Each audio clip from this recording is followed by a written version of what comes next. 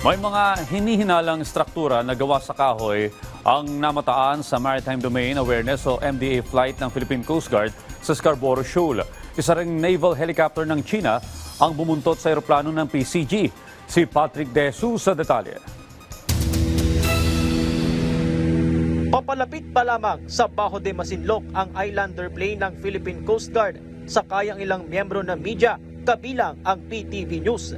Narinig na ang radio challenge mula sa nagpakilalang Chinese Navy. Sinagot naman ito ng mga piloto ng PCG para sabihing ang Pilipinas ang may karapatan na magsagawa ng Maritime Domain Awareness o MDA flight. Republic of China. Informal intention to avoid misunderstanding. We do not possess any legal authority to patrol within the Philippines exclusive economic zone. You are directed to depart immediately and notify us of your intention. Sunod namang nakita ang pagpuntot ng isang naval helicopter ng China pero hindi na ito lumapit sa eroplano ng PCG. Sa kabila nito, naipagpatuloy ang MDA flight na nakalipad hanggang sa ibabaw ng mismong bahura ng Scarborough Shoal.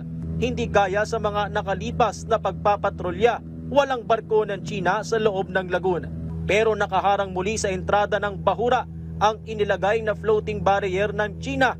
Mapapansin naman ang mga hinihinalang man-made structure na gawa sa kahoy sa loob ng Bajo de Masinloc na idineklara kamakailan ng China bilang nature reserve. Sa labas ng bahura, nakapaligid ang mga barko ng China Coast Guard kasama ang Chinese Maritime Militia vessels.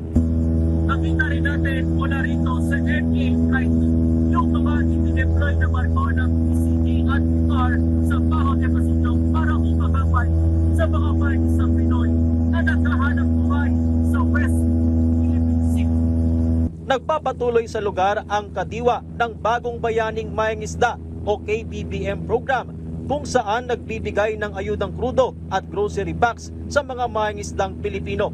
Nakadeploy rito ang isa sa pinakamalaking barko ng PCG na BRP Teresa Magbanwa kasama ang 44-meter vessel na BRP Cape San Agustin. Katuwang din dito ang 6 na barko ng BIFAR at ang fishing carrier MV Pamama Lakaya. Mula sa West Philippine Sea, Patrick De Jesus para sa Pambansang TV sa Bagong Pilipinas.